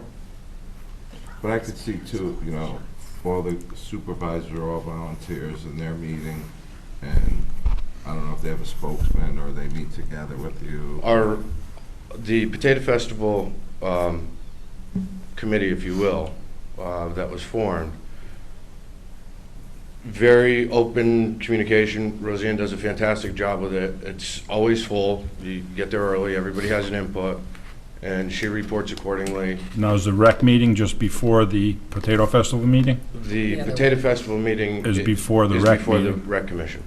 And then it's represented in it. And as far as just Now, does the rec commission go to the Potato Festival meeting? I go to every single one for, Right, 'cause since, that might be a good thing to do, Evolution. if the commission could go to a Potato Festival meeting, and then everybody knows what's going on there, they've been there, and then they go right into their meeting, and they could handle some issues right there and then.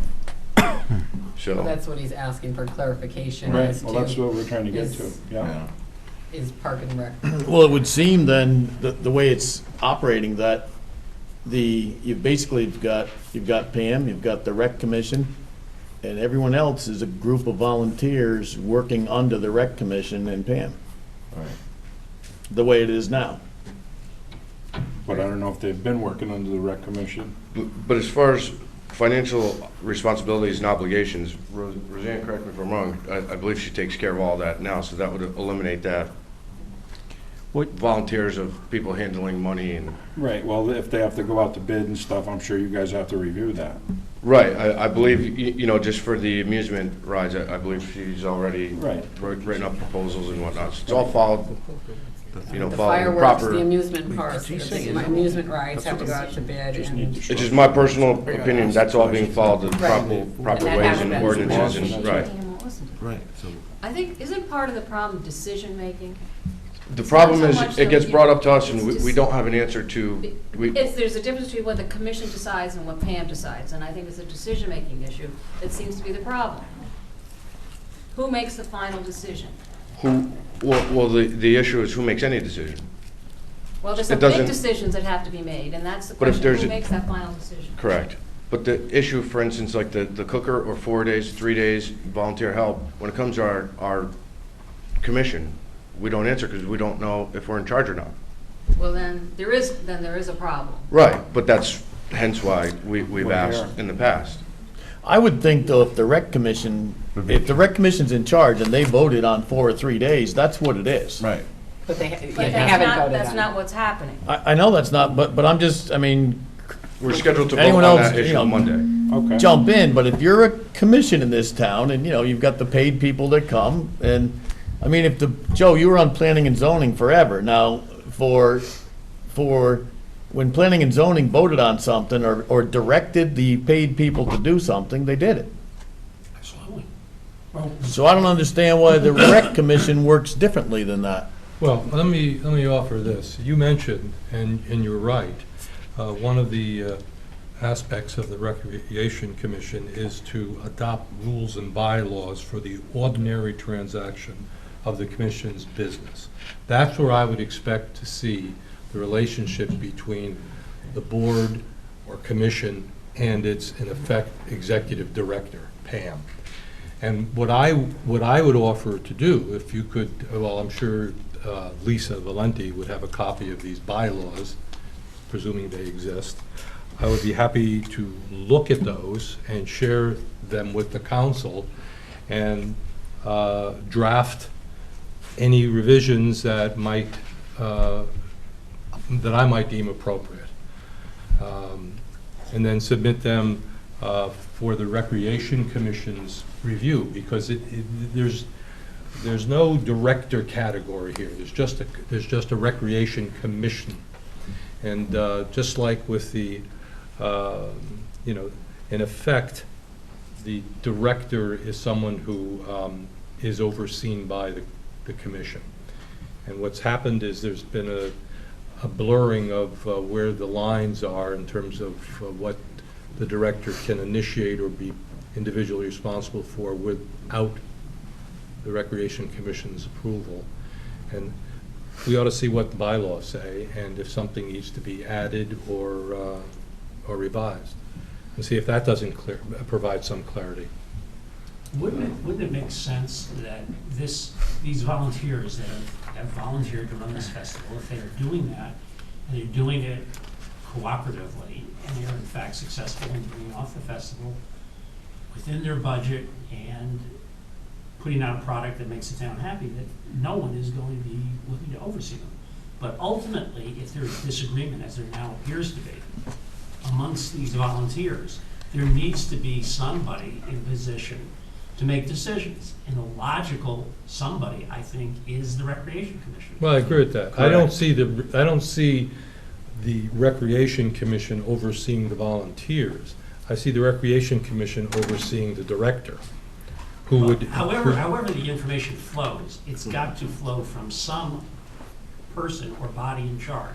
Yeah. I would think ultimately that's got to be the Recreation Commission.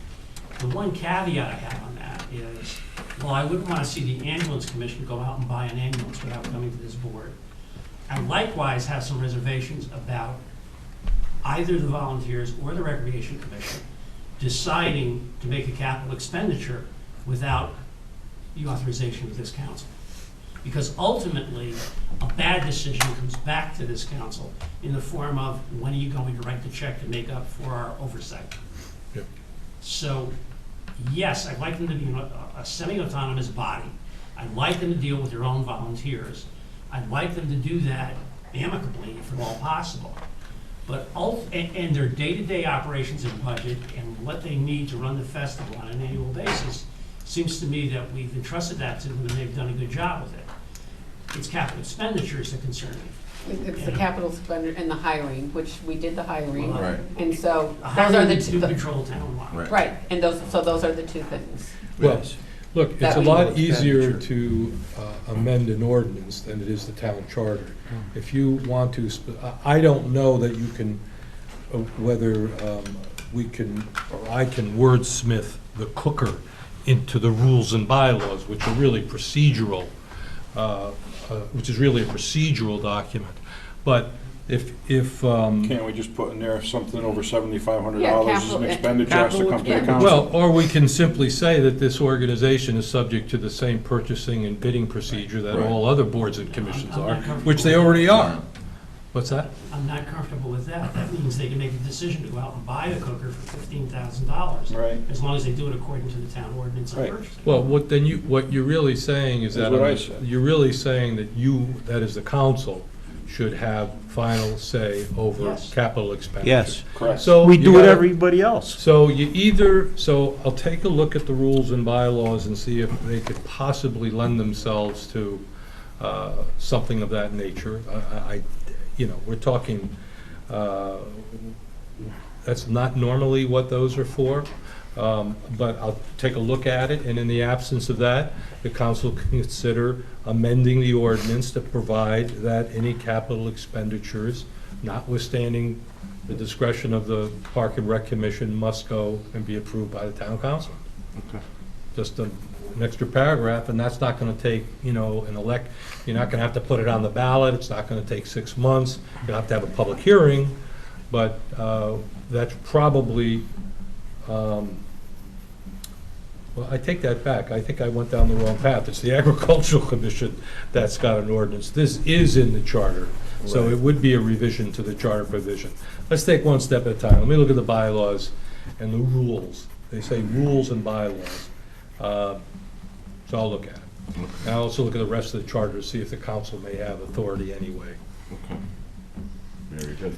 But Joe, if you, so Anthony, so there's 65,000 of profit. Accumulated profits, correct. All right, so if the rec commission then, if we do establish that they have the power to vote on this, they could vote to buy a potato cooker using that money and then just bring it to us and tell us why and how they should be able to use that money. I'm fine with that. If they want to make a proposal based on a vote of that commission. Right. wonderful. What I don't want. Is them to be able to a situation vote like and then we've just read go about in go the use the newspaper, money. Where somebody in a department, in a town, took upon themselves to buy a Ford F-250 pickup truck every 2 years. You read that in the paper. And drove it up every night. Well, what happens if that makes the profit become a loss? Do you then have a different view as a member of the town council if the Park and Rec? No, I don't have a different view. My view goes. Joe said all along, concern to if they lose money, you know that they're all coming to the town council to fund it. Well, then there's no problem. We all know that. I mean, the whole, I don't think there's any problem then, because you're just saying you want the Park and Rec Commission to have the final say over any expenditures. Subject to our approval. Right, Right. subject to our approval, because Well, what it's- if they go and spend 20 grand on something and then they're in the hole for 40 grand? The police Well, that's what I department just- doesn't I go mean, buy the a police police car department- without it coming to us. You know what Right. I mean? It's the same thing. We're our financial board, so it should get our final stamp of approval. Anything over 7,500. Well, even less than that. I would say less than that than Yeah. not. All right, let me look at Okay. bids and purchasing and other aspects of the Thank you. Thank you, Stephen. code and see if we can meld this in. We do have to get a You guys. formal structure there that they have to follow. Right. That's the main thing here. And as far as I'm concerned, I think the rec commission, it should be the last stop before it comes to the council. That's my opinion. That's where That's we got how it the rec works with other commission. departments, right? Yeah, Right. that's how it Yeah. works with the other departments. Right. You know, the police They commission, the do fire it, and they commission. come here for. And it Right. makes sense that it should work the They same way. give us a with them. presentation or whatever, and says what we want to do, and what do you think? Exactly. Yep. Works for me. Okay, Leo. Awesome. Number 9, new business discussion and action. A, presentation and approval of security camera installation at Stanley T. William Community Center by the Pennsylvania Globe Gaslight Company, or known as Penn Globe. Yeah, we have Bridget and Wilson representing Penn Globe. Ladies and gentlemen. Good We evening. have, just let me, I just wanted just to brief you. Okay, great. A unique situation. They are going to kind of give you the presentation on our opportunity that we have for Stanley T. Williams. Yep. This is pretty cool. This is cool. And I think most of you know that Security, at this is cool. when we went through the process of the lighting, we went to Penn Globe for their expertise and finding in terms of period lighting that would really dress up the parking lot and make it look nice, and obviously we did that. And I want to thank them. They're a local manufacturer, and it's a great help to us. I'm sorry, I know it's a lot of paper. There's going to be 3 sheets each. Got some data sheets and everything to kind of bring together everything we're explaining tonight. If you could talk into the microphone more, just so. Okay, is that Yeah, better? You could lower it. Oh. I'll just go like this. Oh, there we go. Sorry.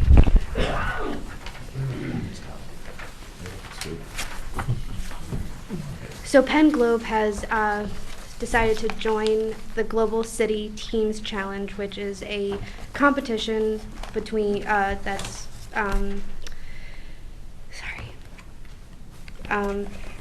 is sponsored by NIST, which is the National Institute for Standards and Testing, and also the National Science Foundation, where 30 teams from all across the country come together and bring their smart city solutions. And essentially, each smart city solution has to have a tangible benefit to the end user. And for the end user purpose being a city or a municipality or an academic institution. Our goal today is to come to you, and we are looking for a city. And considering we have already put our light fixtures in at the Stanley T. Williams Center, we thought because it's close to a school, it's a town office more or less, it is a great location. A lot of this came out of Sandy Hook and the need for having that security.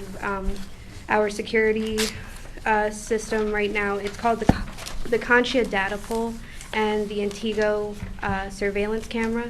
Wilson's here, he's our technical whiz, and yeah, so if you want to explain how it really works. Well, how it works, as Bridget had said, Wilson Stonier, technical sales specialist.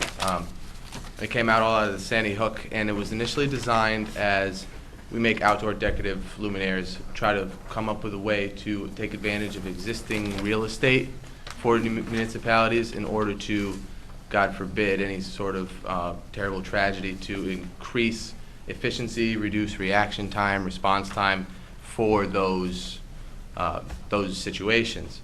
And it came out of Sandy Hook, so we have worked with numerous different companies, anywhere from software programmers to hardware builders, in this challenge, who are part of our team, our action team, to incorporate surveillance cameras of varying different degrees and gunshot sensors and the like and so forth, to autonomously collect data and monitor ideal spots where certain commotion may happen, and then take that data, analyze it, get instant video feed, and then via whether an installation might already have an internet network system in place, tie it into perhaps like a security guard's booth office, or even further than that, over transmit the signal over like a broadband, similar like a cell phone service, so that you can even get that configured to go directly to the police department or another facility to help in that regards. And it can be anything from, on this initial Global Cities Team Challenge, we would, when we met with Mr. Paulhouse and Chief Kennelly, I believe it was last week, this first installation we would be aiming to do a security camera with a gunshot sensor right at Stanley T. Williams, because we're a local manufacturer situated right here in North Branford, and I believe we were would like to actually donate Yeah, this 3 would be fixtures. donated 3 of our units. Retrofit assemblies. Basically taking what we have there, taking out, implementing these systems there. It's really, And installing them with A very easy our own crew and our own tools and such, and just pretty much it's just gunshots and cameras on this one, and then to go further, it can expand into future after a trial run for any municipality to even just noxious fume sensors, radioactive chemicals, even just license plate readers, broken glass sensors. There's numerous. Biological? Biological warfare. Biological, I don't know if I'm quite there yet, but. Okay, just Yeah. check it, because No, I'm seeing a bunch absolutely. of stuff there. Yes. You know, radiation and all Oh, this other stuff. radioactivity, absolutely. Yeah. It would just be a matter of identifying that point, like So- the elemental compounds and so forth. So presently, and Rose will probably be able to answer. There's but 10. There's 10 up there, right? And then we stubbed out for a few more that we And don't we have, went or out- are they Yes. all up there? There's 10. we 10. went out to the site Yeah. already, and when we were talking, Chief Kennelly was interested in trying to have one that directed towards the Tucket schools.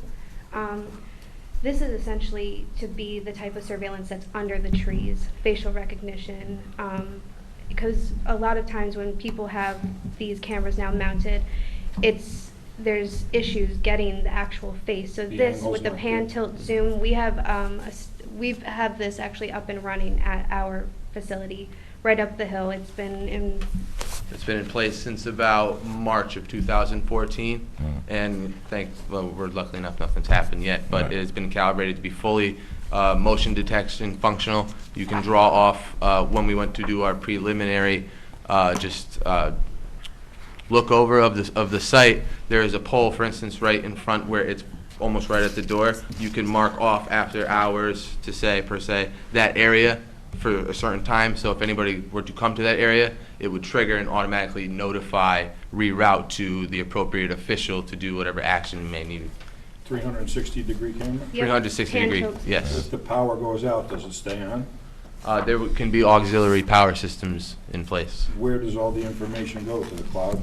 The information can go either to pretty much a predetermined spot, determined either by the council yourselves or any other committees that we need. So you can bring it to the cloud, or if there's a Wi-Fi installation or a surveillance security guard depot at that place, you can put it right to their computer or so on and so forth. So there's numerous ways to actually achieve that goal.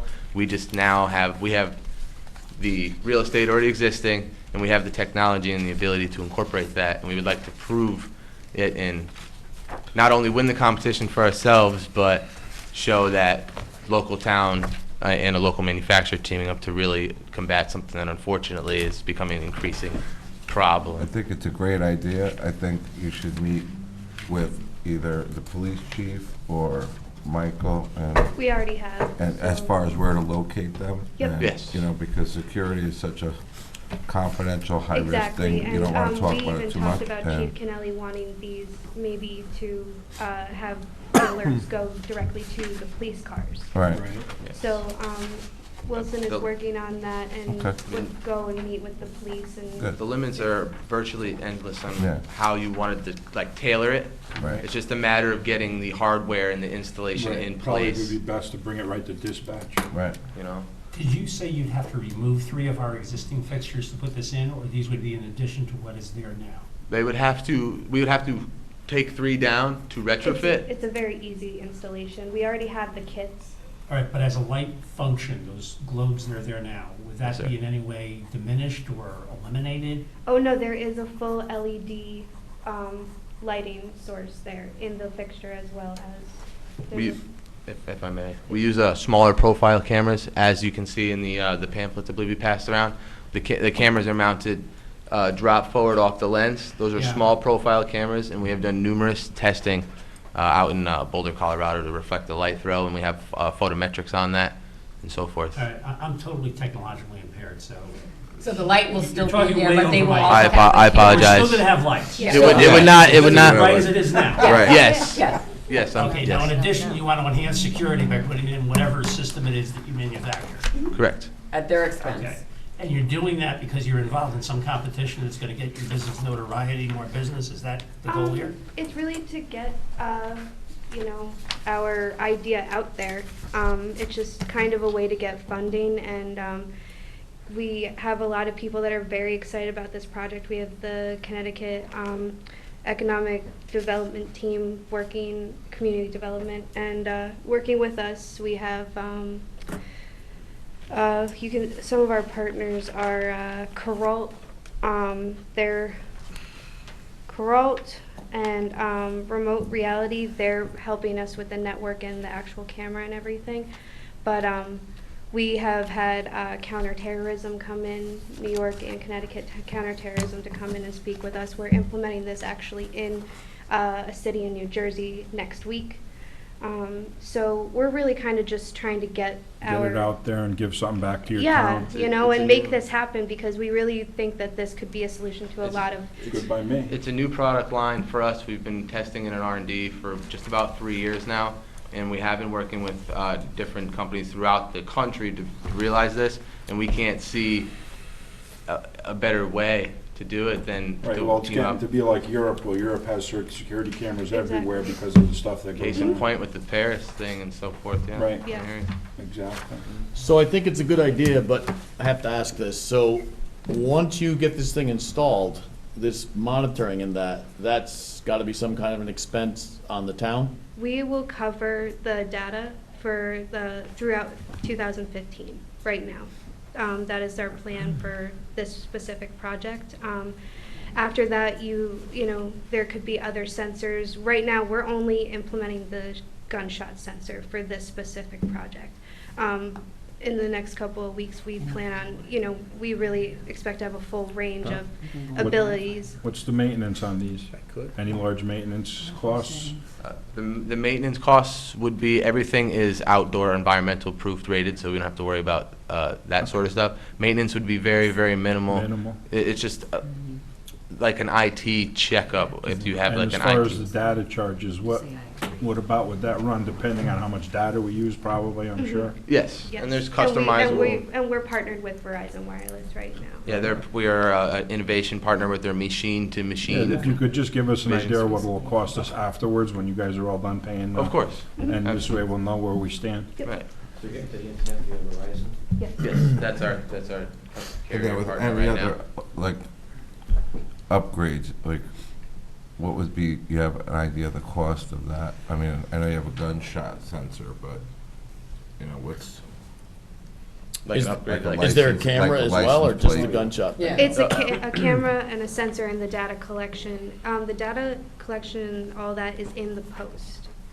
So you'll never see it. And then the camera sits actually in the light fixture. but that So won't there's be no activated lens. until. And that'll unless there's a transfer junction. wirelessly to whatever we want it? wirelessly via either a broadband, or if you have a Wi-Fi connection, or if area allows, you can do hardwired connections via cable. Right. The full scope of the hardware for the initial would be a sensor into a computing device with standardized input outputs to a camera, all wired into there. The computer would then take in information, analyze, process, send it to our proprietary Verizon modem, or gateway, if you will, which is mounted natively as well into the pole, Mhm. and then it would all transmit from there through a discrete antenna on the backside of the pole. Now, say that in the future we want to buy some of these, how much do they cost per As unit? long as the lights work. They're accessory, tailor-made. I'm on the technical side. I don't have any numbers that I really work with. I just, you know. put Yeah, up it's just flyers nice and to know what they would cost Right. if we had to pay for them and you weren't so nice. And right now, we're doing in the preliminary stages of all of this. Uh-huh. So once we actually have this, we can become more cost effective and everything. Right. So, you know, to give you a number right now would be a little bit difficult. Okay, that's fine. But, you know, we So can. basically, you guys are kind of like a startup thing? Oh, no, this- the com- division. this- Right, you've this- been doing it for years, but this is kind of like a new phase This here. is a new, yeah, Right. so Correct. we're So trying you to wanna do get this be our notoriety and all kickoff. that good stuff, and cool. But it doesn't hurt to have that, that's for sure. All right, Thank you. Thank you very That'd much. be, Thank you. Thank you. thank you. You can tell Marcia we said hello. Can we just jump back to the formation of the board and commission of the Have to. potato You're thing? killing us. I think I have this figured out. Keep it brief. Very brief. Among the duties and responsibilities of the town council is to create boards and commissions. They have the right to create boards and commissions, which is how the Agricultural Commission was created. They also have the right to abolish them, except those boards and commissions that were created by the charter itself. The Recreation Commission is one of the charter-created boards and commissions, but all it is mentioned in the charter. Their powers and duties and all of their responsibilities are set forth in the code, involving several pages. And so, my view is that all we have to do, under the powers and duties of the Parks and Recreation, which is set forth in 88-9, is to add a paragraph. There's about 10 paragraphs here. Add a paragraph that says any capital expenditures are subject to approval of the town council. Or you can be more, or you can tell me to be more specific. And that way, it would be an amendment. It would be an ordinance amendment to an ordinance, which, as I said, would just require a motion, a public hearing, and you could engraft that on the current ordinance. It's not a charter thing. It's just an amendment to an existing ordinance. And that would be the easiest way to go. And then we advise the people that are organizing the festival, that are volunteers, to report to and take their direction from the Recreation Commission, correct? Right. Yes, Sure. they would- But they- we can spell out anything we want as an amendment to this ordinance. We can specifically identify Just want to control the big expenditures. yeah, well, that's what I'm understanding. But then you said something about also putting something in there about volunteers being under the control of the commission as opposed to the director No, I or didn't whatever. necessarily say putting it in there, just we can direct them to report to the Recreation Commission. There's confusion where the Recreation Commission doesn't know if they can direct these volunteers or not. Well, then, If we need to put it in the ordinance, so be it, but. yeah, I well, think it's let's take the opportunity to But see, do it if we have to. basically what we've done here tonight is we have muted the Potato Festival Commission that was really was only appointed for 1 year, or whatever it was called. You're right. So that was appointed for 1 year. Never has been reappointed. So there's a group of volunteers that work very hard. And so what we're telling them tonight is everything's gonna go, or come out of the rec department. Out of the park and Out of the Rec Park and Rec Commission. Commission. The commission, Right, the commission, the rec commission. yes. Very good. I'd still like to see the bylaws, because something like that may be in the bylaws. That would be a typical thing to be in the bylaws. I mean, the police commission is supposed to oversee the It's the commission, chief. that's the part, the The problem rec is it's the commission word should oversee the commission, rec not direct. department. It's the commission that should be making the decisions. That's where the confusion is The right rec now. commission. Right, Correct. Right. that's the way I see it anyway. Okay. Next.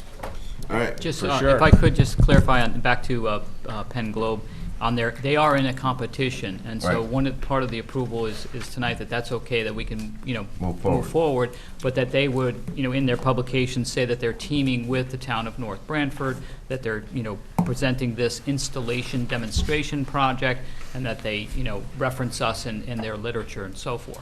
I'm sure these things aren't cheap. Yeah, and so, just so we're clear, that that's what they're asking for, and that we're gonna go forward and install 3. And the other part of it was, to talk to, we'll figure out the idea that we'll have a net gain of 3 lights that we can. No, they're not adding 3 more. They're taking all Yes. of The them down. retrofit and 3 lights, right? No, they're, Right.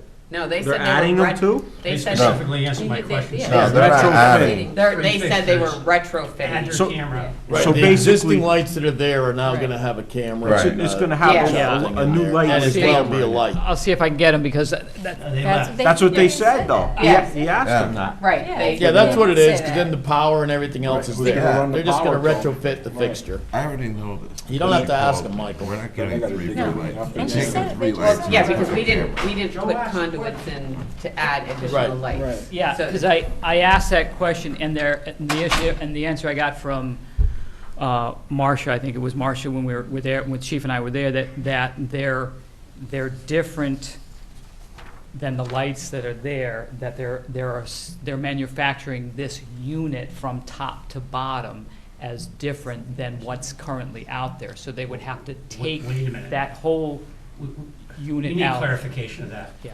We just spent an inordinate amount of money for repaving and lighting that location. Making Yeah. everything look I the really don't same. want, Dig up the parking lot again. yeah, and I don't want a different Right. fixture No, no. and pole than what we have there now. Right, and so the bases, they're concrete, I think they're concrete. Concrete bases, they're not. Yeah, they're not bases gonna that they're dig mounted. anything up. They're gonna change the stand, the light pole, but what Joe's saying is correct. You're gonna have 7 lights that are all the same now and 3 different So lights. you'll know which 3 have Right, cameras. right, Well, if we don't open our mouth too much, they won't. right. I mean, if it's a different design. To look the same, you know, other than the mileage standing, other than the camera, you know, they're the same. See, it says here it's available in all standard fixture types, so, Yeah, what's, you know, I so. understood him to answer my question, in that he was going to remove the light fixture. Place his camera, he said, under the Right. light fixture, not impact the Right. level of lighting Correct. protected by that fixture, and put it all back together, and it would be hardly noticeable. That's what I thought I heard him And then say. she said different, that the pole had different, The pole has different stuff in it, so I don't know if they retrofit the existing pole. right. Just to point out, just to go along with what Mike said, if they were to say, we're gonna replace, leave the 3 here, but we're gonna mount ours, and we're gonna give the town the 3 new ones, and we're gonna have 3 extra ones that we can put up. We are sort of stubbed off, when Fran put everything in, we put extra conduits, thinking one day if we ever got I them. thought, So we could probably find, you know, if it works, and they're giving us extra ones, the only thing I think we all have to do is we gotta get the concrete, bases, Right. put them in, and then just wire them up, because a lot of them, they're off the pavement. There's some stubs that, Fran left that we could easily do. we just gotta make in sure we future. hang on to the 3 lights. Yeah, if they're leaving them, we might be able to use them, or we'll keep them for spare in case something gets hit. Well, I think, yeah, I'll get just get clarification. that Absolutely, yeah, clarification. because I clearly, You gotta look at this aesthetically as well. oh, absolutely, yeah, I agree with We you. want it to Okay. blend. Yeah, you're right, we want it absolutely the same, and then not have 3 stand out from the other 7. And Yeah. then just remember the last time, like, we lended our name to a company. Oh, you mean the solar? The I wasn't gonna say anything, but, Did we win anything with that? yeah, we were Yeah, supposed we to. got, We got the panel. We got some kilowatt 3 hours. matchsticks and. No, we were supposed to Yeah, get a building done. I That think we've got lady- one panel, that we're, one panel. One panel. Well, I think that's 3W or. Well, wasn't there, how many people signed I up? thought there was 28 people. 140 watt bulb. Now, how many people did sign up? Hey, at the UI prices, I that's a don't have lot. the final number, but it was, When I looked online, I thought it said 28. I know that lady that came before us got her solar panels up. yeah. So she got her. And I just recently saw another one somewhere. Oh, that But poor anyway. lady, yeah. Okay. Yeah, we'll look into the lighting. I All remember, right. she came before us. Okay, report from Donna Vicente regarding Animal Cosgrove Shelter. And thank you so much. I know my brother-in-law worked there, and you guys all came, and I appreciate it. He's, So is my he's, wife. he's Thank gonna be missed, Yeah, thank you. and we extend our condolences. He was great with the animals, Yeah. just great. Well, I wanted all of you to know how much money we've been raising. We raised about $12,000 in donations during the Christmas holiday, and that was basically through a holiday ad and by sending out a newsletter to our mailing list. And basically the newsletter told about the animals that were saved, their lives were saved through the donation. So it really, the public responded in a wonderful way. $4,000 was raised at our Home for the Holidays event at the Home restaurant in Branford. And we had a photos with Santa, the dogs sitting with Santa. That brought in about $350. Last night we had an event at Giovanni's in Northford, like I said, and it was packed solid. So the people in Branford, in North Branford, I think that they're very receptive to helping us. And we are going to be doing a fundraiser for a generator for the animal shelter. We're not asking for the town, Branford and North Branford, to pay for it. So we're going to be doing that fundraiser. Last year we had a few problems with the heating system, so we don't want to endure that again this year. We did have the meet and greet and was disappointed that none of you came. It was really a very lovely affair. Hopefully you'll come to one of our events. I will. Okay. Thank you. Thank you. When is the fundraiser for the generator? Do you know yet? No, we're not quite sure exactly when, but I will let you know. Okay. We might start doing the fundraising of the generator at individual occasions. Like we've got a fundraiser coming up at the restaurant over here in North Branford. Naza's, is that it? Nada? Yeah, yeah. Okay. They're going to allow us, I think the meal is $25 per person. We can bring wine in, we can bring beer in, and they're going to give us 100% profit. Oh, wow. Yeah. Bring our dogs? Well, not that, but I thought that was pretty good. Giovanni's only gave us 20% last night. Wow. But 100%. That's generous. Yeah, very generous. They're animal people, that's for sure. The Jack Russell cruelty case in North Branford, the shelter is monitoring to make sure that that caretaker of the elderly lady is not on the premises. If she passes away, something happens to her, if she has to go into a home, we will take jurisdiction of the Jack Russell. There, let me see.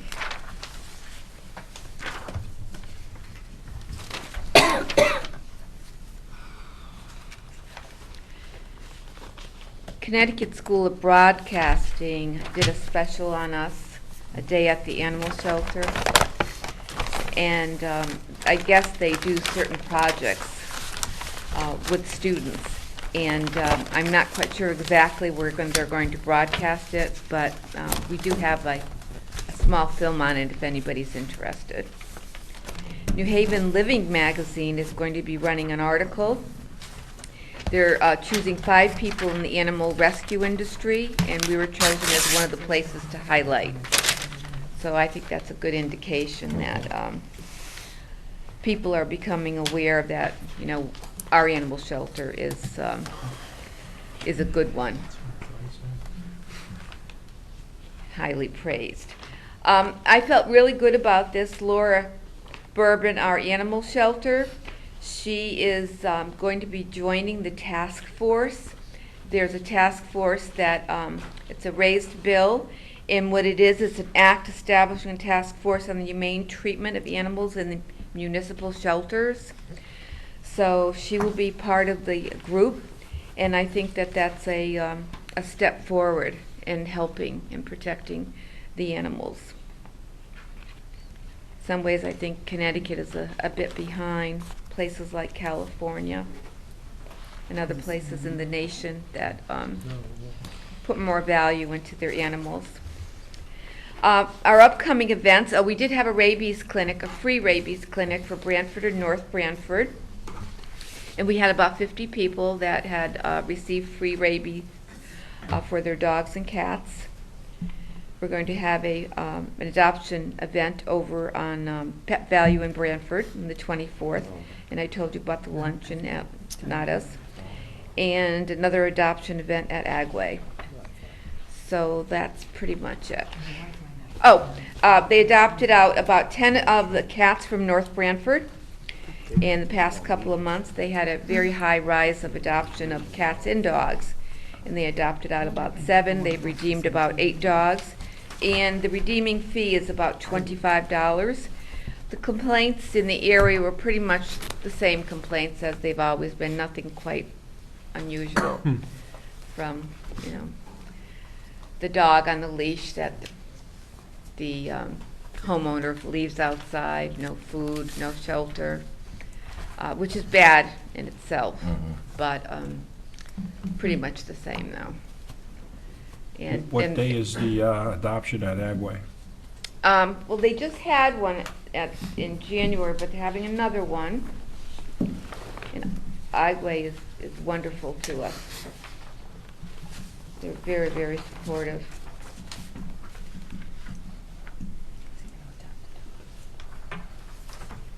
On February 28th. Okay. The last one was on the 17th. Does anybody have any questions for me? No, that's wonderful. Nothing? Okay, thank you. Thank you so much. You're welcome. Okay. Item C, is everyone ready to approve that police contract? Or do you want more time to No. dive? We should just approve it. Approve it. I move to approve the police contract. Second. Moved by Counselor Diamond, seconded by Counselor Fawnin. Roll call? Mayor Candelora? Yes. Counselor Angeloni? Yes. Counselor Caprio? Yes. Counselor Diamond? Yes. Counselor Fawnin? Yes. Counselor Fucy? Yes. Counselor Rose? Yes. Item D, Board of Education quarterly account balances.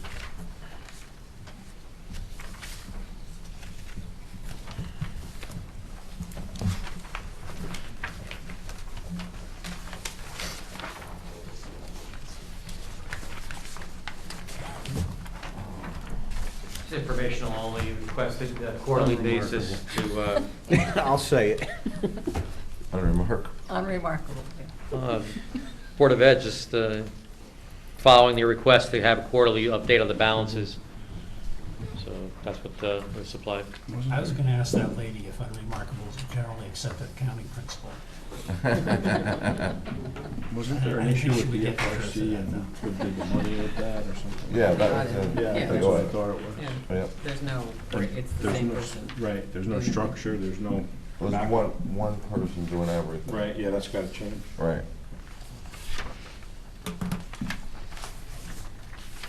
Okay. Now you can say it. Now All you right. can say it. All right, go ahead, sir. Financial report remains unremarkable. All All right. right. However, I do want to point out a couple items. Top of the page, property taxes, again, as Kurt reminded me earlier, it seems every year I say we're exceeding the year before. We're a full % ahead of last year at this pace, 63.6. Wow. Overall revenue, 55.3 compared to 53.2 last year at this time. And the bottom of the page, expenditures, 52.8 compared to 53.1. So we're bringing more money in and spending less. It's the name of the game. Home run. Better than us. Who's better than us? It's the name of the game. Not many. All the more reason to go self-insured, right, Al? Depends who you ask. And the other question, the other thing I want to bring up, you recall back in October, the council passed a resolution regarding a refunding opportunity that we had. And then you recall in November, at that point, the savings were about $258,000. The market turned on us in November, and it was down to about $152,000, below our 2% threshold. We decided not to do it. Got an email today from Mark. The market's turned back to our favor. It's up $291,000 of savings, 3.74 present value percentage, so we're going to proceed with the refunding. I'm going to get the information to him. Hopefully within the next 30 days, we'll close on this and capture those savings. So that resolution was good for, The whole entire calendar year, okay. so you're good. All the way to the casino. Okay. All right. Tax. Item F, tax refunds. I make a motion to approve the tax refunds as presented. I'll second the motion. Moved by Councilman Angeloni, seconded by Councilor Fucy. Roll call? Mayor Candelora? Yes. Counselor Angeloni? Yes. Counselor Caprio? Yes. Counselor Diamond? Yes. Counselor Fawnin? Yes. Counselor Fucy? Yes. Counselor Rose? Yes. Okay. Citizen statements and petitions. We bored them all to death. Jesus, everybody left. Item 11, may I motion to go into executive session? Do we need Do we to- have to? Did we already Just- do that? We did that in the beginning? Well, Yeah. Well, just, Just a real, there's just one quick, We'll make it quick. yep. 20 seconds. Okay, and who are we including? Town Um, manager and town attorney? Yeah, Is that it? that's I it. make a motion to go into executive session, to include the town manager and town attorney. Moved by Councilor Angeloni, seconded by Councilor Fawnin. Roll call? Mayor Candelora? Yes. Counselor Angeloni? Yes. Counselor Caprio? Yes. Counselor Diamond? Yes. Counselor Fawnin? Yes. Counselor Fucy? yes. Counselor Rose?